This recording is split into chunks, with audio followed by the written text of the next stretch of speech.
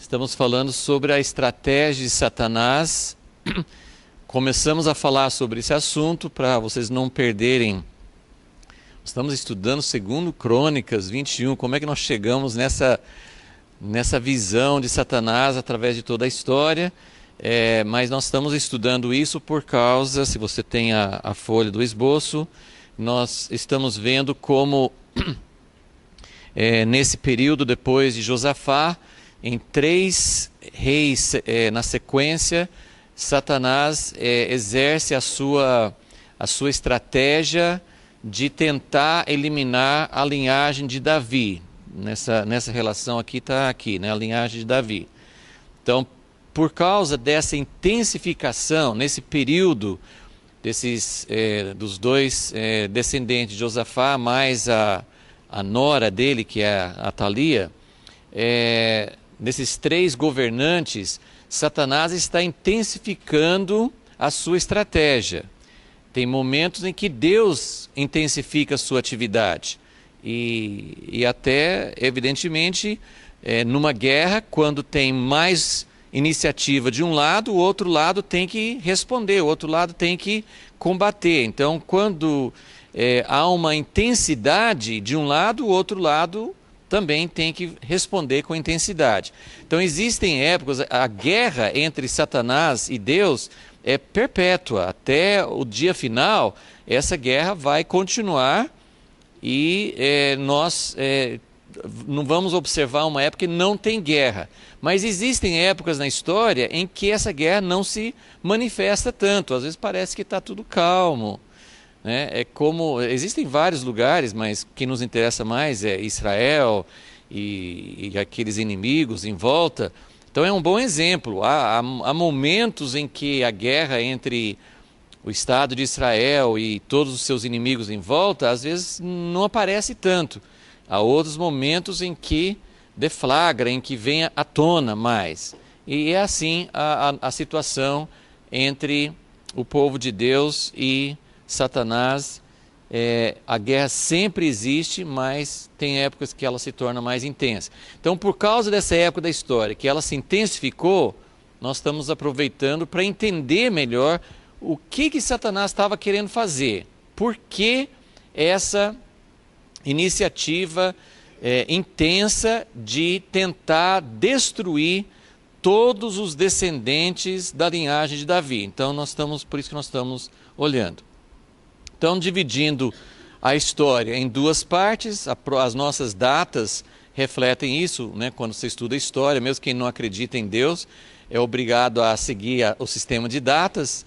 Então, tem antes de Cristo e depois de Cristo, né? A própria história é dividida nessas 2 épocas. Então, dividindo a história em antes de Cristo e depois de Cristo, nós estamos vendo a estratégia de Satanás. Antes de Cristo, a grande estratégia de Satanás, o grande objetivo de Satanás era impedir o nascimento de Jesus, impedir a vinda de Jesus, porque ele soube no jardim do Éden que o descendente da mulher iria esmagar a sua cabeça. Então, ele não quer a cabeça esmagada, ele quer ganhar tempo. Ele sabe que vai ser derrotado, mas ele quer ganhar tempo. Então, ele fez tudo para impedir a vinda do Messias. Ele trabalhou com toda a humanidade antes do dilúvio, tentou contaminar, naquela história de Gênesis 6, tudo isso nós vimos. Ele tentou impedir a mulher, porque a mulher é essencial, não tem filho sem a mulher. Então, se nós colocarmos qual que é o grande objetivo de Deus, como é que Deus vai ganhar a vitória sobre Satanás? Ele vai ganhar através do descendente. Desde o jardim do Éden ele já falou, olha, você induziu o homem e a mulher a pecarem, você ganhou essa primeira etapa, e é uma coisa que a gente vai observar depois, na história. Só queria que vocês, né, quando a gente vai falando, vocês podem ir associando. Na história, parece que sempre Deus está perdendo. É ou não é verdade? Sempre parece que Deus está perdendo. Perdeu no jardim do Éden, aí o homem, né, Caim, Abel, Caim matou Abel, e vai assim, vai sempre, parece que Satanás ganha. O próprio povo de Deus, próprio Israel, que ele tem um povinho separado, toda a humanidade seguindo o caminho de Satanás, tem um povinho em Israel, os descendentes de Abraão, mas os descendentes de Abraão também se contaminam, vão atrás de ídolos. Deus, o Senhor está perdendo, que coisa estranha, parece que Deus não ganha uma, né? Vai perdendo, vai perdendo. A igreja, depois de Jesus, a igreja, qual que é a história da igreja? Estude um pouquinho a história da igreja para você ver quantas derrotas, quantas vezes parece que Satanás está, ai Deus, está vendo? Está vendo? Eu ganhei de novo. Então, isso é um ponto importante para a gente pensar. Por que Deus permite tanta derrota? Por que Deus aceita tantas derrotas e vai continuando, Então, é um ponto importante para a gente ver nessa sequência da história. Mas, voltando, então, o objetivo de Deus é o descendente da mulher que vai esmagar a cabeça de Satanás. Então Deus quer o filho, mas Deus não quer só o filho, lógico. Quem vai dar à luz o filho? A mulher. Então ele precisa da mulher, e ele precisa de uma mulher específica, ele precisa de uma mulher, não é qualquer uma. Não é qualquer uma no sentido de racismo.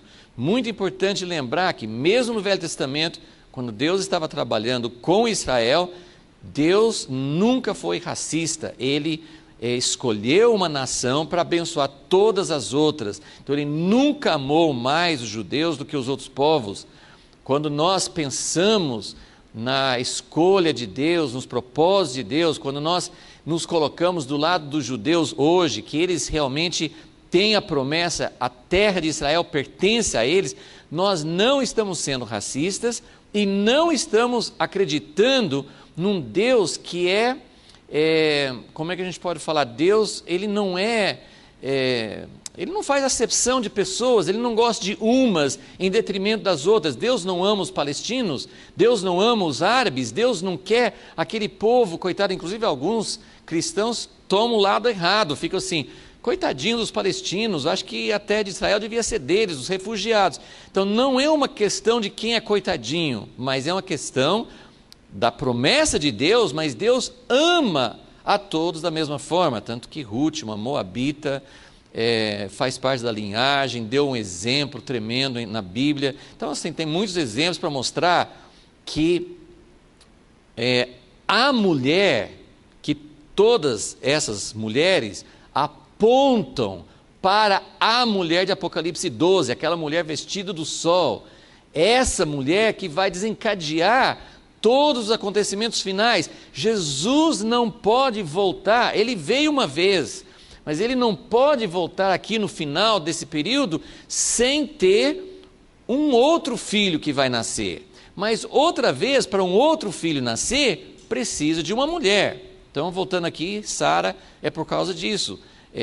Durante o tempo de Abraão, parece que o foco de Satanás era Sara. Vou pegar Sara. Ele não tentou, aparentemente, ele não atentou tanto contra Abraão. Ele atentou mais contra Sara. 2 vezes, Abraão fazendo um negócio para se preservar, fazendo um negócio para dar Sara para um rei, né, primeiro do Egito, depois dos filisteus, e depois também para deixar Sara de lado e ficar com Agar. Então, a estratégia de Satanás nesse tempo era, eu quis mostrar isso aqui para a gente entender que Deus precisa de uma mulher, não é qualquer mulher. Por que nós dizemos com isso? Não é questão de nacionalidade. Por que Sara e não Agar? Porque Sara era privilegiada, era gente rica, não é essa a questão. Sara era a mulher de aliança, é por causa da aliança. A mulher de Abraão era Sara, não Agar. Não é uma questão de raça, porque naquele tempo nem raça tinha ainda, né? Eles eram os primeiros judeus, né? Então, não era questão de Agar pela raça, era questão da aliança que Deus tinha, e da preparação.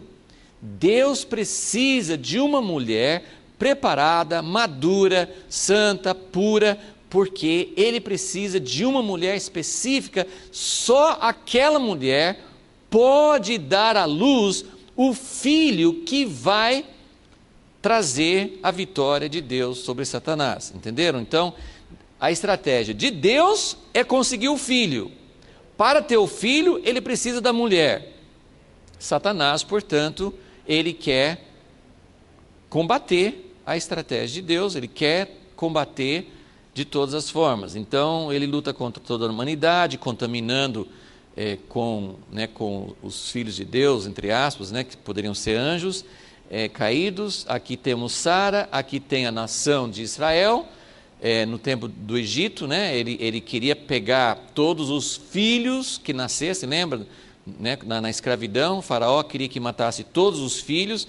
Então Satanás está sempre achando algum jeito de eliminar a possibilidade de nascer o filho que vai derrotá-lo, E depois, mais na frente da história, que é onde nós estamos agora, Satanás sabe que é a linhagem de Davi. Então, Satanás finalmente sabe assim, eu nem preciso necessariamente acabar com toda a nação de Israel. Ele continua querendo eliminar a nação de Israel, mas ele sabe que a coisa específica é a linhagem de Davi. Se ele pegar a linhagem de Davi, ele elimina a linhagem que vem o descendente. Deus não é um Deus, ele não é um Deus que vai negar a sua própria palavra. Satanás conhece Deus, ele sabe como Deus é. Se Deus prometeu que vem de Davi, Deus não vai simplesmente falar assim, acabou Davi, agora eu vou inventar outra. Não, Deus é fiel. Deus falou, é Davi, vai ser Davi. Se Satanás consegue eliminar a descendente de Davi, ele acha que ele consegue impedir a vinda do Messias. Tem um outro episódio, esse aqui não é completo, estou dando alguns exemplos, mas tem um episódio antes aqui, foram as crianças em Belém, quando Jesus nasceu e os magos vieram do Oriente. Herodes soube que tinha nascido um rei, uma criança que seria rei, então ele quis matar todas as crianças em Belém. Foi mais uma tentativa de Satanás de eliminar Jesus que já tinha nascido. Mas tem um outro episódio que a gente poderia incluir aqui, como um dos exemplos da estratégia de Satanás de tentar eliminar, que é o livro de Esther. O livro de Esther, que depois do cativeiro de Babilônia, assim, fica entre essas duas aqui, depois que Israel já tinha ido para cativeiro em Babilônia, uma parte tinha voltado, e o livro de Esther acontece nessa época. A Pérsia, que está governando a maior parte do mundo, tem um império naquela época, e aquele homem Amã, que era descendente, pelo que parece, dos amalequitas, Agag. Pelo menos tem um indício assim, no nome dele, que pode ter sido um descendente dos amalequitas, que representam também aquela descendência que quer acabar com a nação de Deus. Ele bolou aquela estratégia de acabar com todos os judeus. É uma estratégia do inimigo de acabar com a nação, de acabar com a possibilidade de vir o descendente da mulher. Então é mais um exemplo aqui. Então, vamos falar hoje agora sobre essa segunda parte da história, onde nós estamos. Então, chega até aqui, Satanás não conseguiu impedir a vinda de Jesus. Jesus veio, Jesus foi pego por Satanás. A gente tem falado sobre isso, que Satanás não entende que quando ele mata, na verdade, ele está sendo derrotado. Ele não entende isso. Isso não entra na cabeça. Eu não sei explicar isso. não sei explicar como que ele não consegue entender, não sei, é uma coisa difícil da gente explicar, mas de alguma maneira, porque isso estava profetizado, assim como se Satanás soube que o filho, o descendente da mulher ia derrotá-lo, Satanás também devia saber pelas profecias que o Messias seria morto. Jesus falava isso com os discípulos não entendiam. Os discípulos não entendiam. Jesus falava, se fosse português que ele estivesse falando, né? Jesus falava em português claro, né? Em aramaico claro, né? Jesus falava que ele iria morrer. Primeiro os discípulos tinham dificuldade em entender que Jesus não era um profeta, ele não era um homem grande, enviado por Deus, um homem especial. Jesus era o Messias, né? Lembra, Mateus 16, Pedro fala, Jesus perguntou, quem és? Quem que vocês entendem que eu sou, né? Depois de perguntar o que as outras pessoas pensam, quem que vocês creem que eu sou?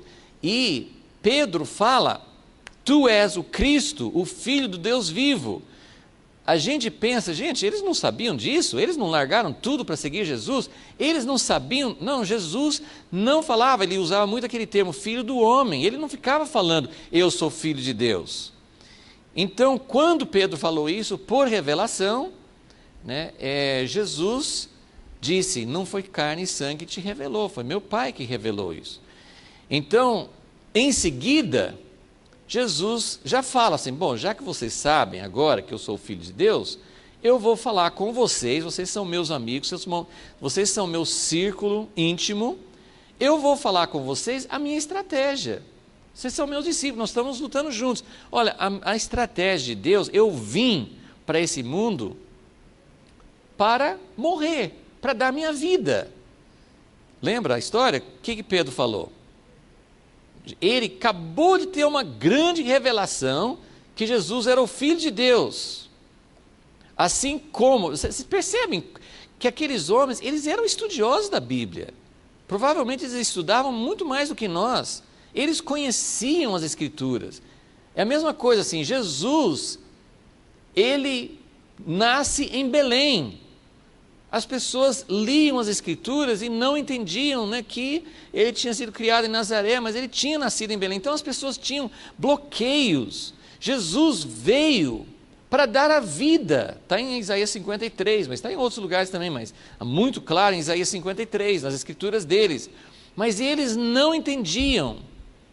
Então, quando Jesus falou, depois da revelação, eu vou dar a minha vida, Pedro pegou Jesus, assim, é uma expressão tipo, eu vou te explicar, Jesus, como é que é o negócio, você não deve falar isso. Essa expressão, Pedro tomou Jesus, ele está invertendo os papéis, ele que é o discípulo, ele está querendo ensinar Jesus. Assim, Jesus, é o seguinte, o Senhor é o Filho de Deus, mas o Senhor não pode ficar com essa ideia derrotista na sua cabeça, o Senhor não pode ficar pensando essas coisas, isso é fraqueza, o Senhor não pode ser fraco assim, Jesus. Nós acabamos de entender que o Senhor é o Messias vai reinar, o Messias veio para sentar no trono. E o que Jesus respondeu para ele? Satanás, afasta-te, Satanás, por duas razões. Porque o próprio Pedro estava pensando como Satanás, e ele tinha que repreender isso na raiz. Não é isso, eu não vim para ser rei, esse não é o caminho, eu vim para ser rei, mas não é esse caminho que eu vou usar, não é subindo, a vitória vai ser através da morte. Mas por que Jesus foi tão duro, tão severo, tão forte em dizer, afasta-te, Satanás? Porque Jesus, como homem, ele também estava sendo tentado naquele momento.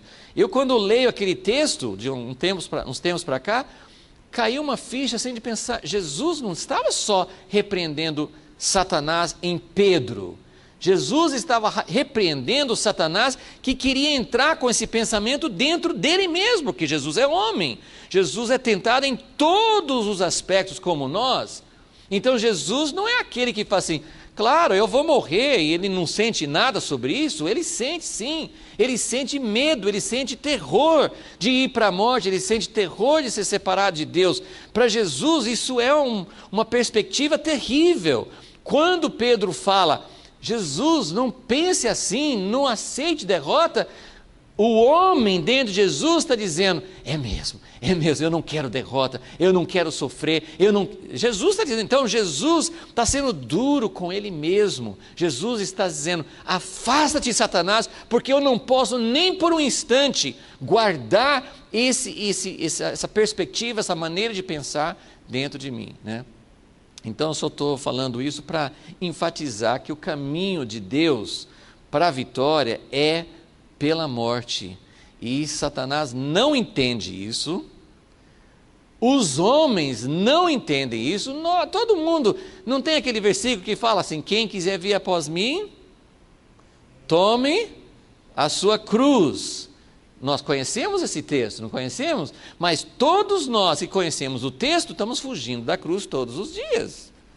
Então a gente não entende, a gente não consegue captar a ideia, a gente fala, a gente lê a Escritura, mas nossas mentes estão tapadas. Uma hora vocês peguem todos os textos nos Evangelhos, acho que principalmente em Lucas, mas em todos os Evangelhos, você pega várias vezes que Jesus foi falando, não foi só essa vez em Mateus 16, várias vezes Jesus fala assim, eu vou para a morte, nós vamos para Jerusalém, eu vou morrer lá, e os discípulos não conseguiam entender, não entrava na cabeça deles, não entra na nossa cabeça também. Então, vamos entender isso para a gente poder entender a estratégia de Deus.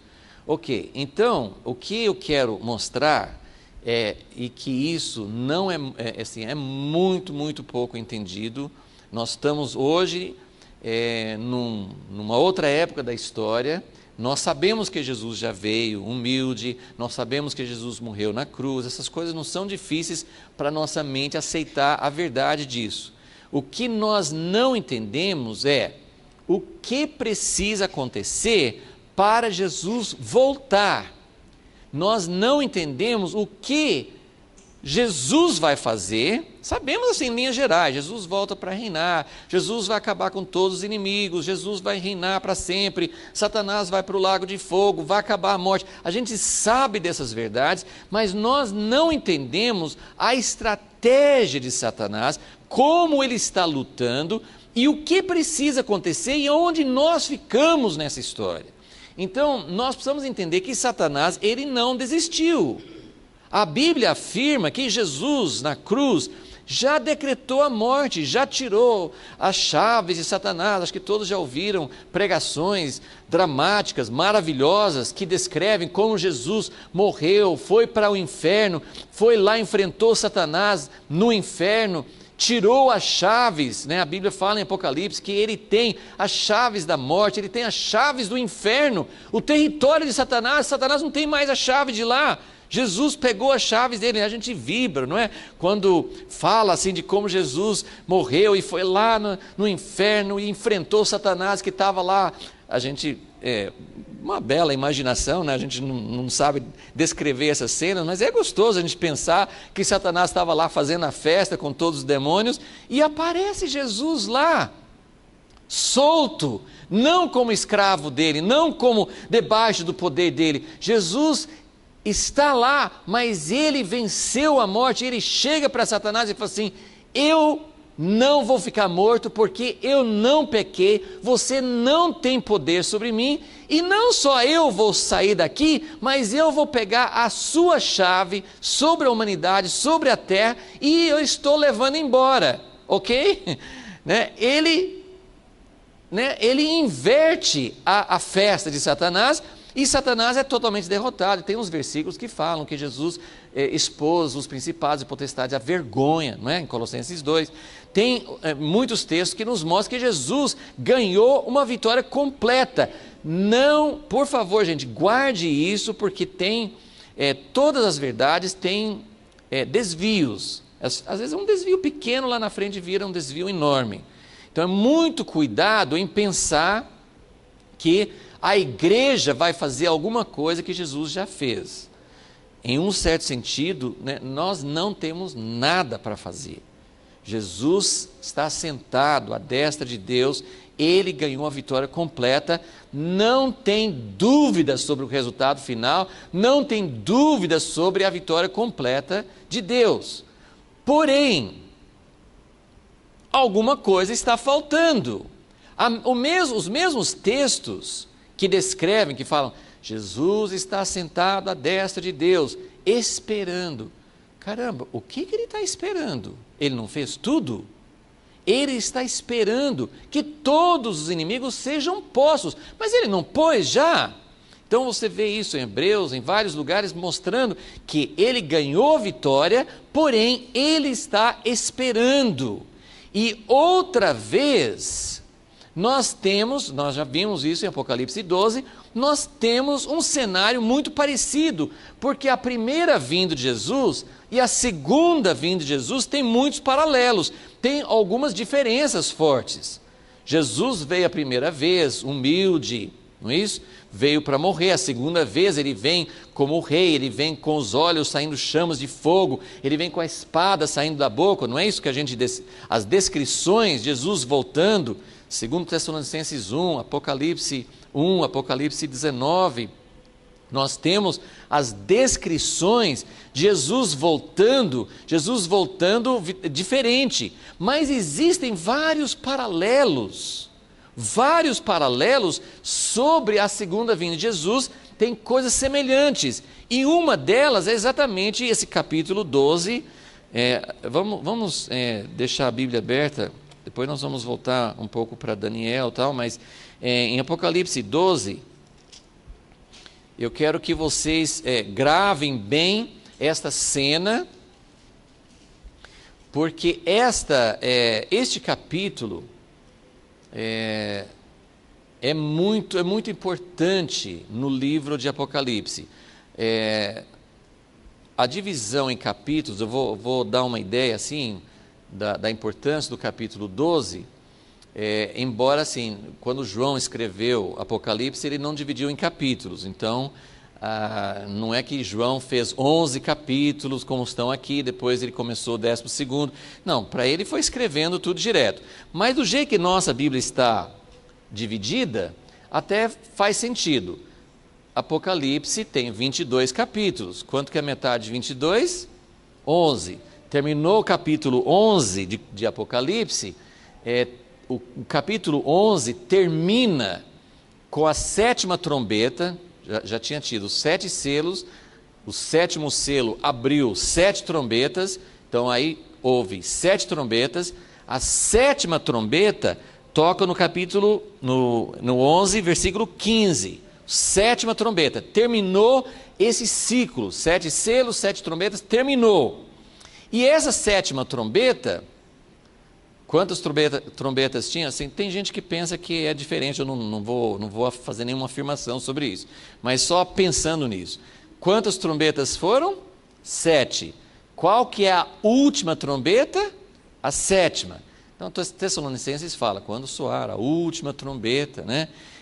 Fala sobre a vinda de Jesus. Aqui das 7 trombetas, a 7ª é a última, e aí você tem a volta de Jesus. Não fala de Jesus voltando, mas fala do resultado aqui, em Apocalipse 11. Fala que todos os reinos do mundo se tornaram reino de Jesus. Então, aqui é o fim da história, não é o fim.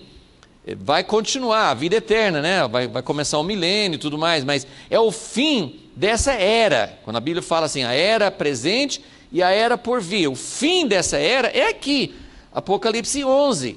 Só que a metade do livro de Apocalipse, tem mais metade pela frente.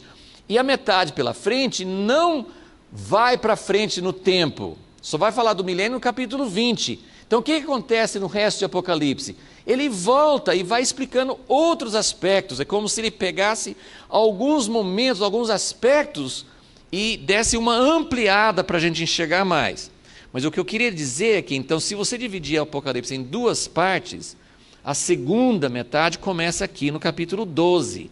E esse capítulo 12, eu já mencionei que pouquíssimas pessoas conseguem ver no capítulo 12 algo referente ao fim dos tempos.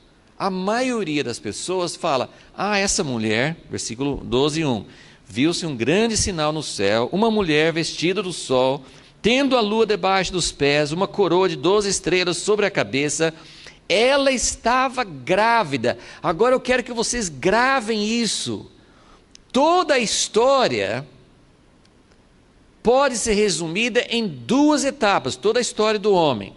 É isso aqui que eu mostrei aqui. Toda a história pode ser dividida em duas partes. A primeira parte é achando a mulher para dar à luz, para vir Jesus. Toda a história, desde a queda do homem, desde o pecado, em Gênesis 3, até o começo dos evangelhos, tem muitos detalhes, tem a nação, tem muita coisa acontecendo, tem muitos aspectos importantes, mas o grande foco, a grande consumação, como é que termina essa primeira etapa? Termina com uma mulher dando à luz um filho, correto? Aí tá fácil de entender. Toda a história vai apontando, vai caminhando para este fim. Satanás tentando impedir e Deus sempre perdendo, o povo dele sempre perdendo, mas ele acha a mulher e o filho nasce. E esta cena, olha como isso é parecido. Por isso que a maioria dos intérpretes, dos comentaristas, eles pegam esse capítulo 12, Apocalipse é o livro do fim.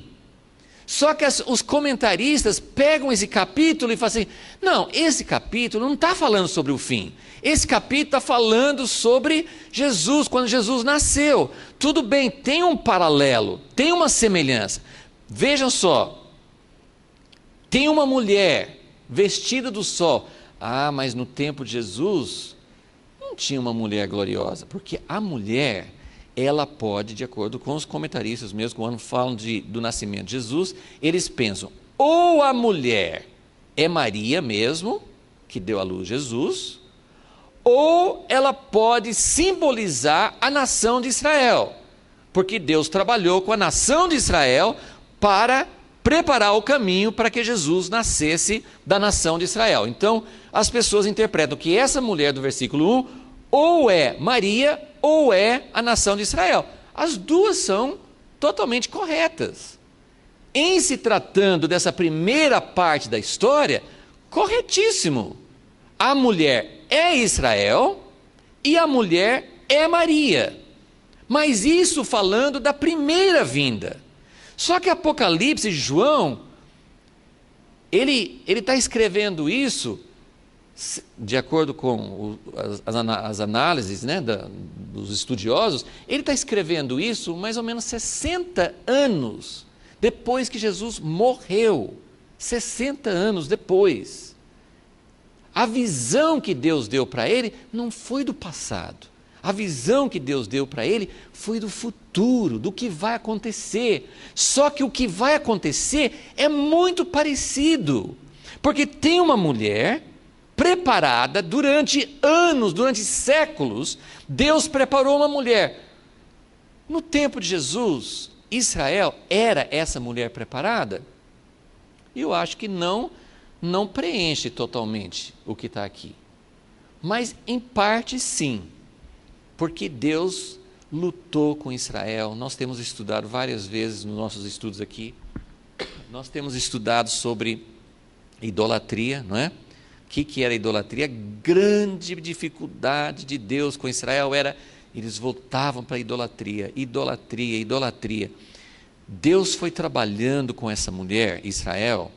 Ela foi para o cativeiro, ela voltou do cativeiro, e ela nunca mais voltou para a idolatria. Não é interessante isso? Percebe como Deus está preparando uma mulher? Ele quer o filho. Claro, ele quer a mulher também, que a Bíblia fala muito de casamento. E como que vem o filho? Vem pelo casamento. Então, a mulher, ela é preparada não só para ela ser uma mulher e todo mundo ficar olhando para ela.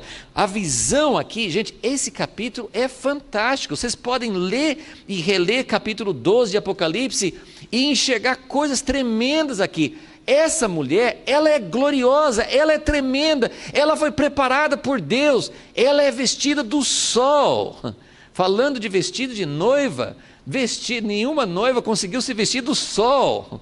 Ela é vestida do sol, ela não só tem um vestido branco que reflete a luz, ela é vestida do sol, ela emite luz, ela tem brilho, ela tem a luz e a glória de Deus.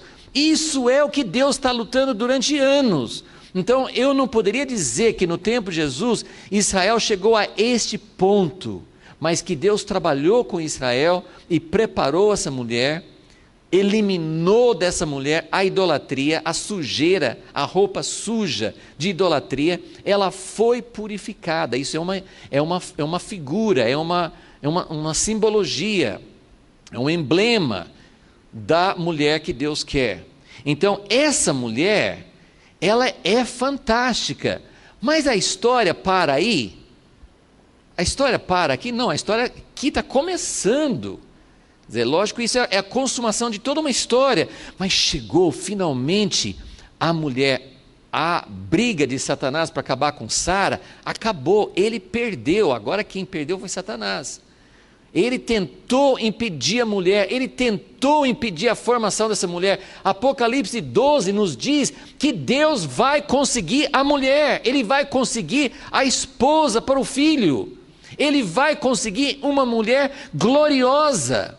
Mas não é para ela ficar encharcada de glória e todo mundo olhando para ela e todo mundo pensando, essa história é interessante, ela tem glória, mas você nem curte a glória muito, porque algo precisa acontecer, ela foi preparada, é isso que a igreja não consegue entender muito, ela foi preparada para quê? Ela amadureceu, se preparou para o casamento, e o casamento é união, comunhão com Jesus, a intimidade do casamento fala da nossa intimidade com Deus. Então, essa intimidade tremenda que a mulher tem, gera um resultado.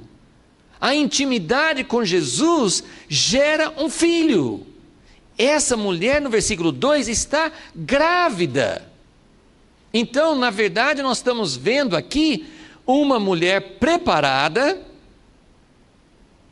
mas ela se preparou, na verdade, essa cena não é do casamento. Essa cena, o casamento já passou, ela é uma mulher gloriosa, mas ela vai ter um filho. Ela estava grávida e gritava com as dores de parto, sofrendo tormentos. Gente, esse versículo é muito pesado. A glória do casamento não é só para ficar irradiando e aproveitando e descansando, não. A glória do casamento vai produzir uma gravidez, e a gravidez vai consumar com tormentas, com angústias, com uma dor horrível, para dar à luz um filho, porque outra vez, agora aqui que vem o nosso paralelo, assim como toda a história aqui é para vir o filho, toda a história depois de Jesus ter vindo a primeira vez, é para ter um filho, só que agora não é um filho único, individual como Jesus, é para ser um filho coletivo, um filho formado de muitas pessoas. Esse filho precisa nascer antes de Jesus voltar. Se você consegue entender isso, você tem uma chave para entender as últimas coisas e para entender a volta de Jesus, que muito pouca gente hoje está conseguindo ver. Algo precisa acontecer antes de Jesus voltar. Olha só o que acontece, veja a descrição, eu não vou poder ler o capítulo inteiro, mas olha só, versículo 2, ela está grávida, gritando com dores de parto, para dar à luz. Aí, tem um outro grande sinal. João, ele viu esse sinal no céu. Versículo 1, viu-se um grande sinal no céu, mas na verdade, essa mulher, ela não está no céu ainda, ela está espiritualmente, né? Porque ela está em comunhão com Jesus, mas ela está na terra. E ele viu um outro sinal no céu, um grande dragão, versículo 3, tinha 7 cabeças e 10 chifres, sobre suas cabeças 7 diademas. E aí tem todo, não vou entrar nisso, muitas coisas eu não entendo perfeitamente. Não se sinta, como é que fala? Não se sinta sem entendimento se você não consegue ver. Assim, tem pessoas que têm tudo explicadinho. Eu acho pior do que a gente ter uma atitude assim, não, tem muita coisa que eu não entendo ainda. Porque se você já estudou, ou se você mesmo já concluiu, eu sei o que são essas 7 cabeças, eu sei o que são esses 10 chifres, eu sei tudo o que vai acontecer, perigo, perigo, né? Porque o anjo mesmo falou para Daniel assim, você não vai conseguir entender, só o povo de Deus vai conseguir entender bem no tempo do fim. Então, se nós estamos chegando perto do fim, eu acho que nós temos bastante esperança de entender melhor, né? Mas se Daniel, o homem muito amado, não conseguir entender, eu acho meio presunçoso eu achar que eu entendo todas as coisas, né? Mas isso não significa que a gente deve deixar para lá também. Devemos procurar o entendimento. Então, esse dragão, né, as cabeças podem se referir a diversos reinos, né? Como a gente está falando, Satanás tem 2 estratégias, 2 maneiras de atacar o plano de Deus. Uma é levantando o reino dele. Tem o reino de Satanás que foi manifestado por Egito, Babilônia, Pérsia, Roma, e vai, né, assim, os grandes impérios são figuras e são cumprimentos parciais. Quem governa através desses reinos é Satanás. Então, o dragão tem essas cabeças, depois a besta no capítulo 13 também tem. Então, você percebe que Satanás ele está trabalhando com um reino paralelo, um reino que quer engolir o reino de Deus, um reino que quer acabar com o reino de Deus. Só que Satanás não luta só dessa forma. Como nós vimos aqui, ele está colocando o vírus maligno dele dentro. Então ele trabalha de fora, mas ele trabalha também de dentro. Mas aqui a cena é a seguinte. Versículo 4, sua cauda levou após si a terça parte das estrelas do céu. Nós temos outros textos que mostram que Satanás, quando ele caiu, ele levou uma terça parte dos anjos. Então, combina bem com esse fato aqui. Lançou-a sobre a terra, os anjos caídos viraram demônios, estão atuando aqui na terra. O dragão, mas a cena que eu quero que vocês vejam é essa aqui, da segunda parte do versículo 4. O dragão parou diante da mulher que estava prestes a dar à luz, para que, dando ela à luz, lhe devorasse o filho. Então, essa é a cena da história de toda a humanidade. Ele está sempre na espreita, sempre olhando, sempre preparado. Onde será que vem? De onde que vem? O que pode ser? E ele faz tudo para anular. Aqui, ele já sabe que ele não conseguiu impedir a mulher. A mulher está aí. Ela está grávida, ela já tem o filho. Mas agora a esperança dele é devorar o filho. Então aqui nós temos já a grande guerra contra os santos. Deixa eu ver o que nós conseguimos fazer hoje ainda. Vamos dar uma olhadinha aqui. Então, estamos falando sobre a estratégia de Satanás, que é impedir a mulher e impedir o nascimento do filho. Então, se nós entendemos bem que Deus, ele já mostrou como ele vai vencer Satanás. Como que ele vai vencer Satanás? Através do descendente de uma mulher. Então, primeira parte da história, ele está tentando impedir a mulher e impedir o filho dela. O grande objetivo é o filho, mas antes do filho aparecer, ele vai lutar contra a mulher. E isso continua. Nós vamos ter que ter outra aula para a gente explicar melhor, que eu acho que todo mundo está pensando, mas como que esse filho, essa mulher, né, tem que nascer um filho antes de Jesus voltar?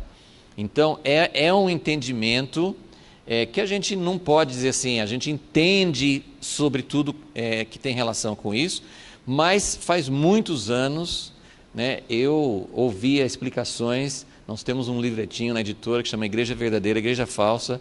Foram estudos que devem ter sido dados lá em Rubiataba, Goiás, lá pelas os anos 70, um grupinho, talvez menos pessoas do que vocês aqui hoje, ele dava esses estudos e a gente anotava, e falando exatamente sobre isso, Apocalipse 12. Então, assim, a gente tem ouvido isso há muitos anos, e poucas pessoas entendem isso, então a gente fica pensando assim, Deus não vai revelar para uma pessoa só, mas a gente tem ouvido outras pessoas tendo o mesmo entendimento.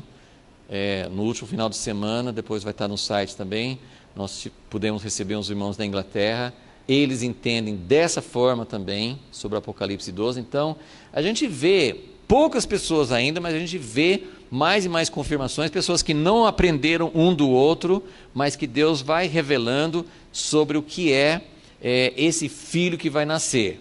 Eu sei que não está muito claro para a maioria, mas vamos acompanhando. Eu quero que vocês vejam agora a estratégia de Deus. A estratégia de Satanás é acabar com a vinda do filho. Qual que é a estratégia de Deus? Exatamente essa, de conseguir o descendente da mulher. Ele conseguiu na vinda de Jesus, mas tem uma outra mulher e tem um outro filho que precisa nascer, e são muito parecidos. Eles são uma sequência um do outro, e tem várias coisas nas Escrituras que combinam para confirmar isso, ok?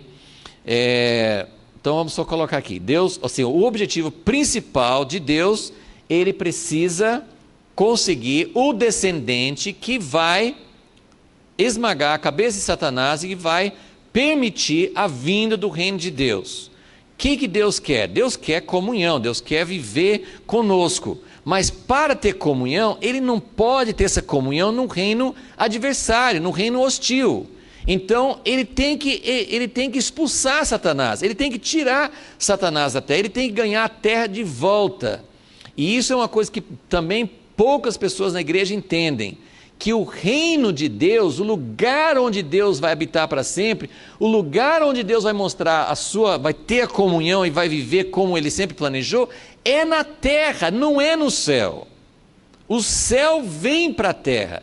A solução não é a gente ir embora daqui e deixar a terra para Satanás fazer o que ele quer. E depois no fim Deus queima tudo e acaba com tudo e fica só o céu.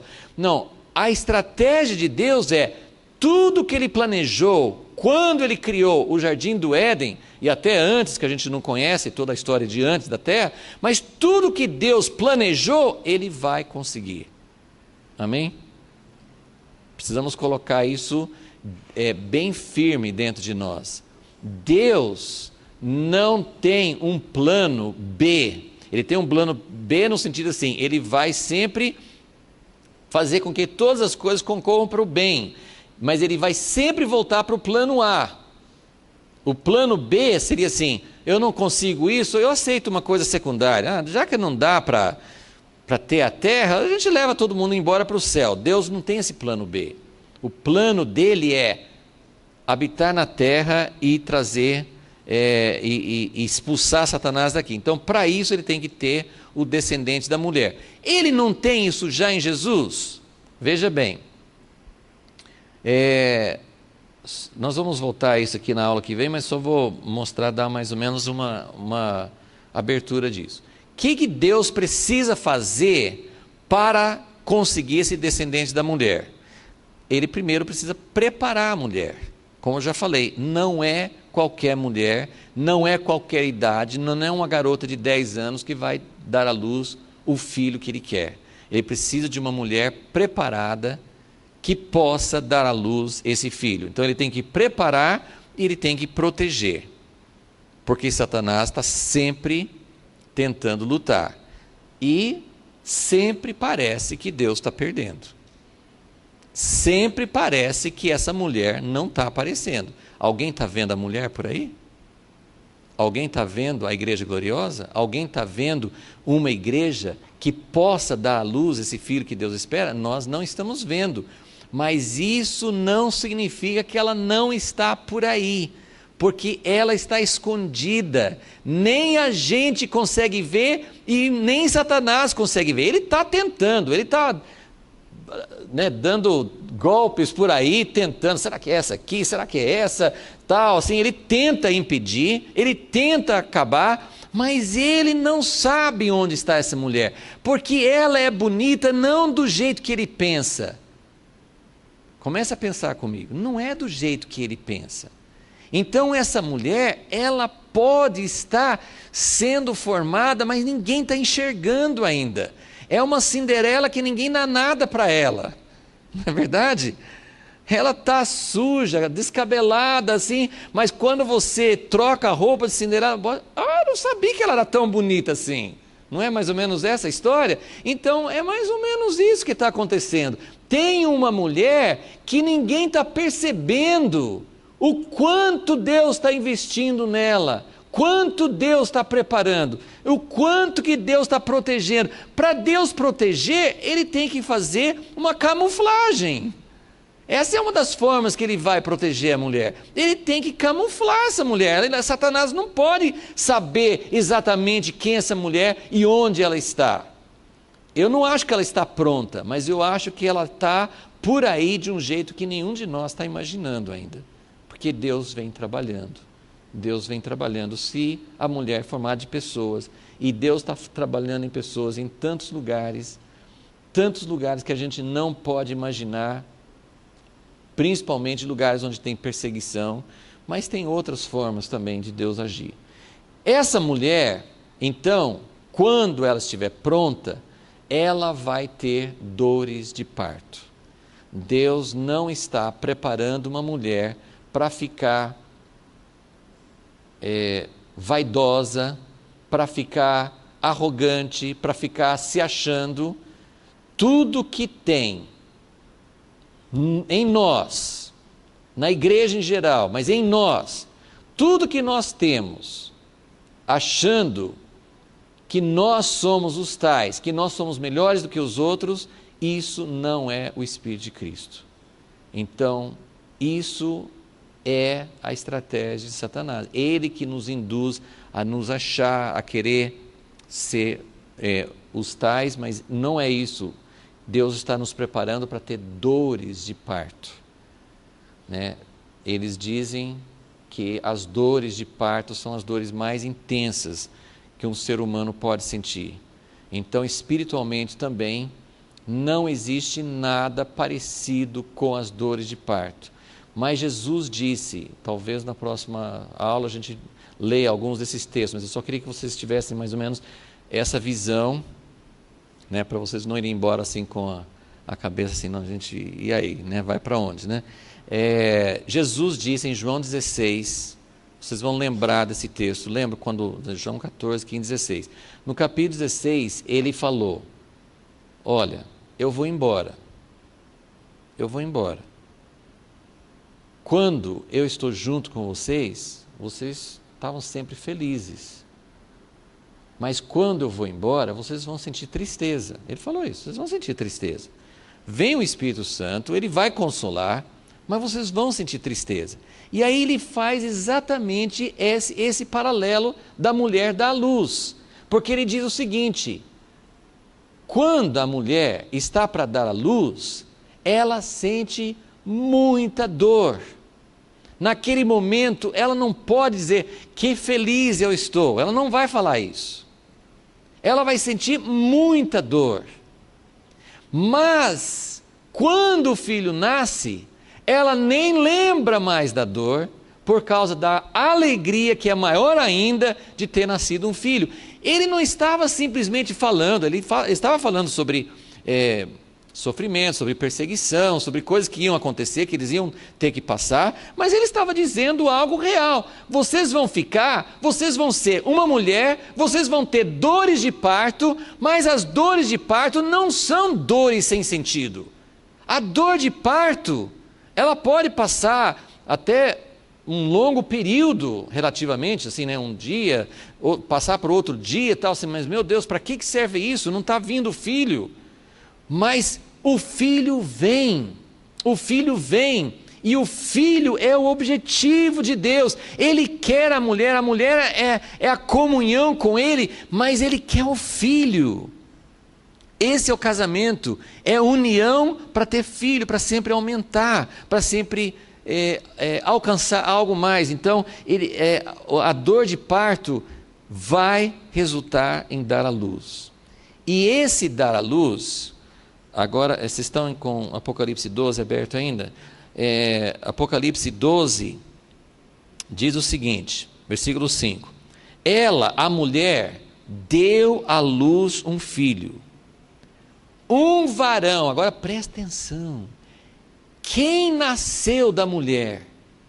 Um filho varão que há de reger todas as nações. Por isso que as pessoas olham assim, mas quem que é o filho varão que há de reger todas as nações? Só pode ser Jesus. Por isso que as pessoas pegam esse capítulo e jogam lá para trás. Não, esse aqui está falando de Jesus. Mas não é, assim, tem algo mais. Tem um outro filho que vai nascer. Esse filho é o varão que há de reger todas as nações com vara de ferro. E o seu filho, esse filho que nasceu, foi arrebatado para Deus e para seu trono. Ok, aí o resto do capítulo vai falar do filho e vai falar da mulher. Mas por enquanto eu só quero que vocês vejam o filho. Então o versículo 6 fala da mulher. Não vamos pensar nisso agora. Vamos continuar no versículo 7. Quando o filho é arrebatado para o céu, acontece uma coisa. Esse filho que vai reger todas as nações com vara de ferro, ele é arrebatado para o céu, mas isso aqui é uma visão, a própria mulher está no céu, então isso aqui não é arrebatamento físico, nós sendo levado embora para o céu, porque você percebe que toda a linguagem aqui é figurada, a mulher já está no céu, então, né, ela vai para o deserto, assim, não é físico, não é geográfico. O filho é arrebatado, ou seja, ele é protegido por Deus, ele é levado de uma forma que Satanás não pode atingi-lo. Então Satanás está ali na espreita, querendo devorar o filho, querendo acabar com o filho, mas ele não consegue, porque o filho já vai embora. Só que, olha como assim, na nossa mente natural fica confuso, porque a mulher está na terra, o dragão está ali querendo devorar. De repente o filho é levado para o céu. De repente o que acontece no céu? Versículo 7. Houve guerra no céu. Miguel e seus anjos batalhavam contra o dragão. Peraí. Me ajude aqui. O dragão não estava na terra tentando engolir o filho, mas o filho foi para o céu. E lá no céu estava o dragão. E de repente essa guerra que nunca parou. Não foi aqui que começou a guerra. Essa guerra sempre existiu. Só que quando o filho varão chega no céu, de repente vira. Sabe quando tem uma guerra assim, e de repente alguma coisa acontece que dá uma virada na guerra? De repente, olha gente, Miguel e seus anjos não estavam conseguindo. Eles não conseguiram durante todos esses séculos, eles estão brigando lá agora. Mas Miguel e seus anjos não conseguiram ainda tirar o dragão de lá. Ele está enraizado, ele tomou posse de um lugar que não é dele. Mas quando o filho varão chega lá, ele é expulso. E quando ele é expulso, versículo 7 no final fala: o dragão e seus anjos batalhavam, mas não prevaleceram, nem mais o seu lugar se achou nos céus. Foi precipitado o grande dragão, a antiga serpente que se chama Diabo e Satanás, que engana todo mundo. Ele foi precipitado na terra, seus anjos foram lançados com ele. Ele já foi precipitado, né, quando Jesus falou, eu vi Satanás caindo, ele já foi derrotado. Só que como está esperando o filho nascer, isso não aconteceu na prática. Vocês entendem? Tem uma diferença entre o direito que Jesus conquistou e o resultado prático. O que Jesus ganhou ainda não foi efetivado, porque alguma coisa precisa acontecer. Jesus está sentado, Jesus está dizendo, eu já fiz minha parte. Ele está sentado, ele está esperando que algo aconteça. Mas o filho varão é arrebatado e de repente aquilo que estávamos esperando por todo o tempo, Satanás nos impedindo nossas orações. A Bíblia fala que ele é o príncipe das potestades dos ares. Ele está ocupando um lugar, ele dificulta as nossas orações. Sabe quando você ora e parece que não sobe? Às vezes não está subindo mesmo. Né? Tem alguma coisa, nós temos o poder em Jesus para furar esse bloqueio, mas tem um bloqueio. Tem um bloqueio. Então, quando ele for precipitado, vai acontecer duas coisas. Vai piorar e vai melhorar. Vai piorar porque no versículo 10 diz o seguinte,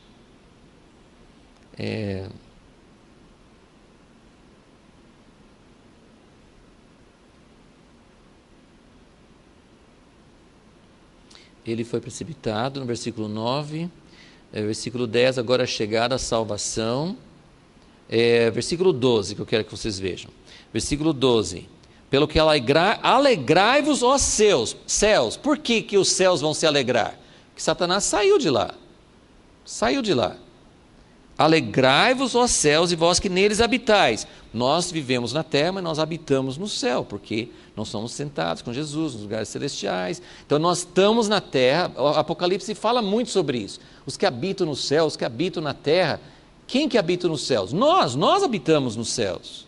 Então alegrai-vos, ó céus, porque Satanás foi expulso, ou seja, não tem mais bloqueio. Nossa linha com Deus vai ser muito mais direta, vai ser muito mais impedida. De repente não vai ter reuniões pesadas, não vai ter opressão, não vai ter dificuldade, vai ser uma liberdade. Mas vai ter uma outra coisa acontecendo simultaneamente. Continua dizendo no 12, ai dos que habitam na terra e no mar, porque o diabo desceu a vós e tem grande ira, sabendo que pouco tempo lhe resta. Satanás não é bobo, ele não entende muita coisa, mas nesse momento ele vai saber, fala assim, olha, o jogo está acabando para mim, realmente está acabando. Então nós temos o grande combate final, que descreve em Daniel e em Apocalipse com mais clareza. Nós vamos falar sobre isso domingo que vem, mas assim, então mais ou menos a sequência é essa. Deus está preparando a mulher, assim como ele preparou Israel no Velho Testamento, ele está preparando a mulher hoje, preparando e protegendo, camuflando, preparando. Vai chegar o momento que essa mulher vai ter uma comunhão mais íntima com Jesus. Não é o casamento, bodas do Cordeiro, mas essa comunhão vai gerar, vai produzir um filho. A mulher vai ter um filho, vai ficar grávida e ela vai dar à luz. Todo um processo de dores de parto.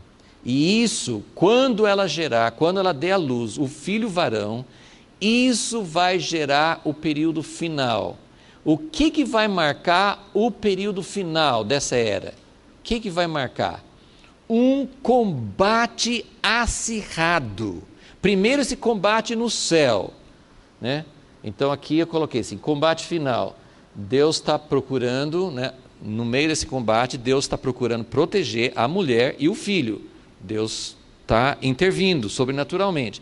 Mas aí tem essa vitória no céu, que nós lemos aqui. Tem uma vitória no céu que Satanás é expulso. Vai ter um grande testemunho na terra. Nós já falamos um pouco sobre isso com Elias, as duas testemunhas, mas eu vou voltar a falar sobre isso domingo que vem. Então, vai ter um grande testemunho que nunca foi dado nessa medida. A Bíblia fala que vai ter um testemunho verdadeiro, assim como Jesus, ele deu testemunho do reino quando ele estava aqui na terra. Então o corpo dele, esse filho varão e a igreja gloriosa, os dois juntos, vai ter um testemunho na terra como nunca antes.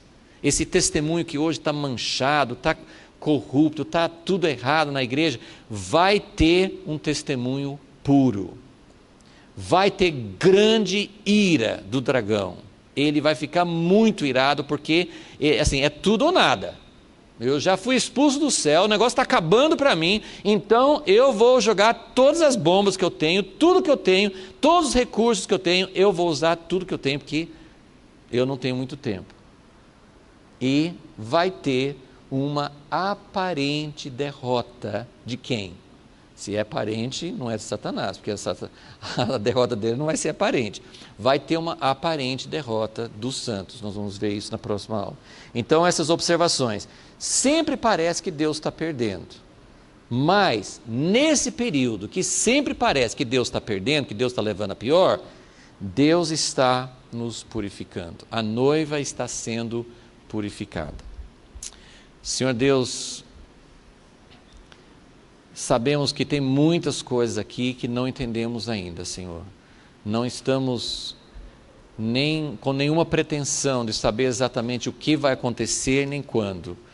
Mas nós queremos entender um pouco dos teus caminhos. Queremos entender como Satanás está lutando contra nós, mas nós queremos entender qual é a tua estratégia em primeiro lugar, porque nós queremos estar do teu lado.